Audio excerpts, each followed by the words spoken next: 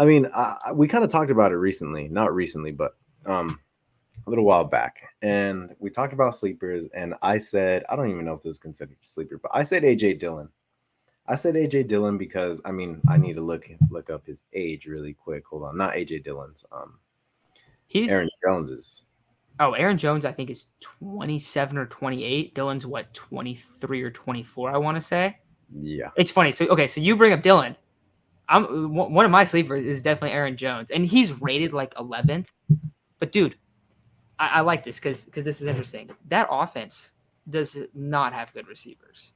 Now they have Aaron Rodgers. AJ Dillon is going to be the primary, like, between the tackles guy. But Aaron Jones as a gadget piece is so intriguing to me. And, like, I was thinking about it because you look around the league and, like, in terms of talent, I don't know if they're the most talented backfield. I mean, I know they're not. That's definitely the Browns. It's not even like a discussion. But is there a better, like, pair of running backs that fit together? Just like, oh, we're gonna have AJ Dillon and then we're gonna have Aaron Jones. Like, it's like a clear, like, in between the tackles, downhill, powerful runner, and then like your like gadget, not really a scat back because he's a good runner, but just like a weapon. It feels like out of the backfield. Like, I love it, dude. I think they're both valuable. I really do. Yeah, they're both going to be very valuable. I'm going to try and get myself a share of Aaron Jones for sure. But I say AJ Dillon because, like you mentioned, he's going to be that the in between the tackles kind of guy. I expect him to get a lot of touchdowns, and there's obviously going to be a lot more high value touches with Devontae Adams leaving 150, 160 plus targets. They're gone. All of those targets are up for grabs, and I would expect a lot of those they're going to be spread out between Allen Lazard, Christian Watson. Aaron Jones. They're going to be spread out for sure, with the majority, I would assume, going to Allen Lazard. But Aaron Jones is going to get a lot of those. And I think that's kind of what gives him that second round, low end, first round appeal, is because he's going to get a lot of targets. And historically, without Devontae Adams, he puts up some pretty good numbers. So now I talk about AJ Dillon because we know that the running back age threshold is like 26, maybe 27, pushing 27. Injuries might start to kick in. If Aaron Jones were to get injured, the upside that AJ Dillon already has skyrockets up to a potential top 5, top 10 running back week in, week out. That's my opinion. And I think you can kind of get him at a good price. With that being said, I will be trying to get myself some Aaron Jones because he is going to get some solid targets. And I really do believe he only needs 15 to 18 touches to be an efficient running back. Where last year you kind of saw AJ Dillon was taking a lot of touches from him. I don't think it's going to be like, he's going to take touches from him, but not in the sense that, okay, it's going to be, the show is going to be AJ Dillon, Devontae Adams most of the time. Now it's going to have to run through that backfield. I think both of them are going to be very valuable running backs. I like them both. I'm going to try for Aaron Jones, but I would absolutely not mind getting AJ Dillon at a cheaper price. And I believe he does have a lot of upside. Yeah, dude, I like that a lot. And also, so I think I'm looking at Fantasy Pros. So right now, Aaron Jones is ranked 11th and AJ Dillon's ranked 25th. So that's pretty good. Like, that's value to be had. I think I'm echoing a little bit in your mic, Isaac, by the way. Yeah, let me go. I'm turned down a little bit. Yeah, but a couple other guys, and I don't know. I know that's been like the main guy that you've had your eyes on. I want to say at least. But a couple other guys that I'm just looking through the rankings right here. And a few guys that stand out. Kareem Hunt's really intriguing because he's going late, but it is a huge risk. It is like a big, like, what's it called? Like, high risk, high reward kind of guy, right? If you go and you get him, it could be a great move.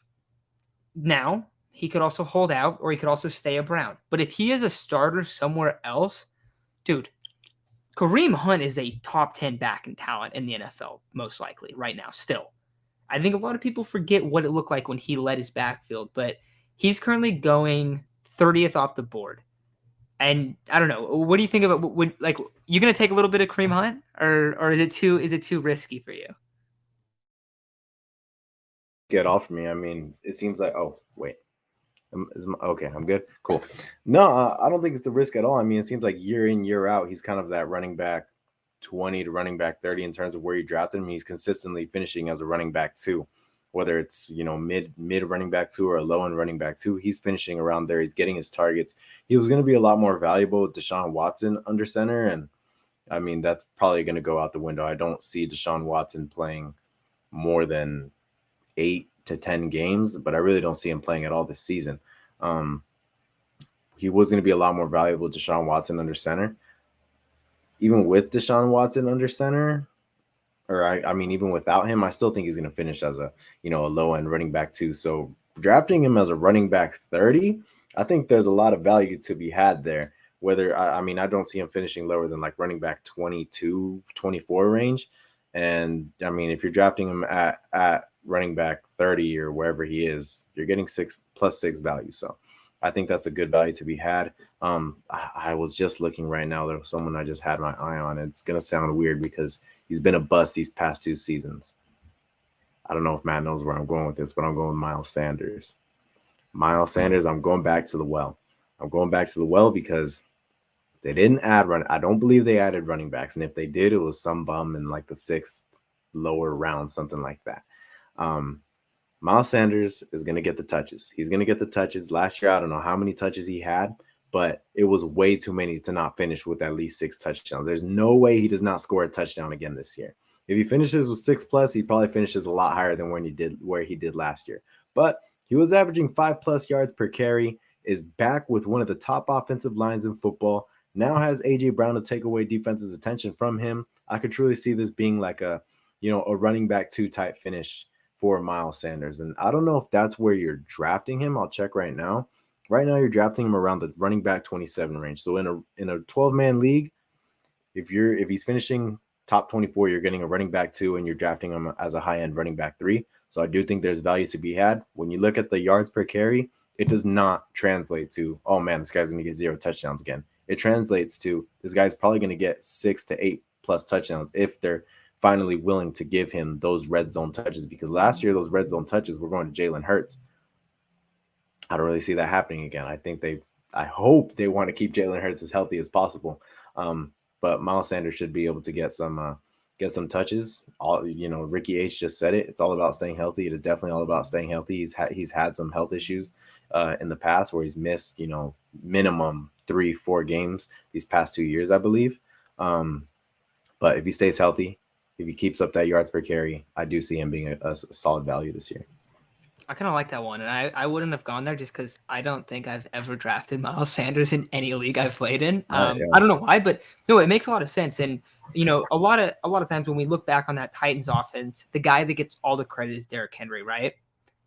We also got to realize that if you're a linebacker and AJ Brown is running a slant route, it's really hard. You're in no man's land of, do I take a step back and they're going to hit this slant and he's going to take it for 60 yards? Or do I step forward and kind of get a beat on Derrick Henry? Because they run a lot of like RPO type things, like options where Ryan Tannehill is actually something that actually Ryan Tannehill is really good at. But you're going to see a ton of that in Philly this year. And that's why I think that AJ Brown move is so big. But it's fair to bring up that a guy that could see a bunch of dividends from that is definitely Miles Sanders, because he's a good back. He's a good back. And you're right. Like, they didn't really draft to like add too much anyone really like significant in the running back room. Kenneth Gainwell is probably still going to be like that scat back for them. So if they're able to run the ball well, which they absolutely should be able to do, I think that'll help a lot. And you're not going to be able to stack the box as much against him now because of the addition of AJ Brown. So I think a lot of it still is going to come down to, can Jalen Hurts like hit those big shots down the field? Because if he's able to do that with Devontae Smith as well, like, you have a nasty offense. So that's really where it's going to come down to, I think. But that's definitely a guy to bring up. I had a couple other backs that I think are interesting, younger guys. So Isaiah Spiller, I think Ace said something in the chat. Yeah, Ace said Isaiah Spiller breakout rookie season, just watch. Dude, I love it, man. I think that Isaiah Spiller is a sweet back to go after, just because everyone's going and they're drafting Austin Eckler top 5, top 10 in fantasy drafts, right? Well, Isaiah Spiller is going to take a decent chunk of his carries. Like, I think you have to fully expect that. He's been getting a lot of praise in camp. He's part of an offense that's really good. Now, I know that the Chargers still don't have the best offensive line, but they have improved the offensive line as well. So I like Spiller a lot. I think a big thing for the Chargers season is going to be keeping Eckler healthy, and Spiller could be a real clutch guy there. And then I'll let you get into him in just a second, but a couple other guys I did want to bring up were Zamir White for the Raiders. A lot of weird stuff going on with Josh Jacobs. It's like they're apparently not shopping him, but it kind of sounds like they are. He looked pretty good in the Hall of Fame game, so he's a guy that's a little bit interesting. He's going running back 61 off the board, so this is no capital. And of course, I'm going to toss in a 49er, Trey Sermon. You could probably just get him off waivers, but Trey Sermon is a fun back because he's super talented, and you're getting him for like literally like potential like your last pick. But I think there was maybe one other guy I had, but what do you think about those couple guys right there?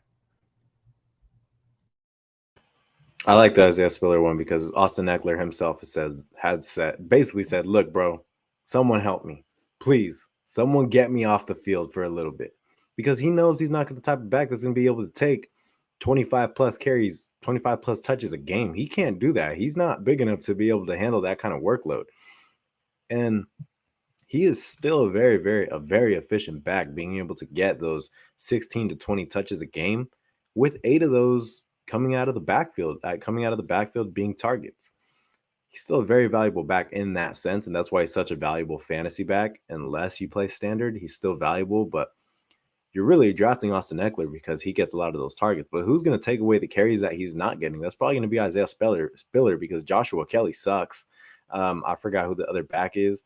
But Isaiah Spiller should be able to take quite a bit of carries. So he's definitely an exciting guy. You're drafting him at around, let me see, 40, running back 44. Almost no draft capital. You're going to get him for, 12th or later round. In our draft, we do auction. Probably going to get him for like $1 or off the free agent market, So he's an exciting guy to look at. It was weird seeing that Josh Jacobs kind of got a decent amount of action in that Hall of Fame game, just because who the hell plays in the Hall of Fame game? Like, if you're a no-name, normally you're playing in the Hall of Fame game, but Josh Jacobs is no-name. He isn't very good, but he's no-name. So it was strange to see him playing in that game. Who's the other guy you said? Trey Sermon. Trey Sermon, yeah. Played at Ohio State for a little bit, Oklahoma. I remember him for sure. He's a nasty route runner. I hope it works out, dude. The problem is that he just didn't get any playing time last year. So, like, another guy you spend no draft capital on. And also, I did remember the other guy I was going to bring up, Dameon Pierce. He's a running back. He was a fourth rounder for the Texans out of Florida. Mm-hmm. He's probably going to be their starter. Yes, the Texans suck, but, like, dude, if you can get a starter at running back 45, like a pretty clear, 1A, dude, that's value. That's worth it right there. So 100%. I like that. And he was good at Florida too. So yeah, I was going to say about Trey Sermon. The Niners seem to always have a new back kind of every year. So, I mean, definitely got to keep an eye on. I like Elijah Mitchell, but I don't know. It's the Niners. We know how that could be with running backs. They kind of, rotate in and out. But you want to talk about some wide receivers that you think are some sleepers?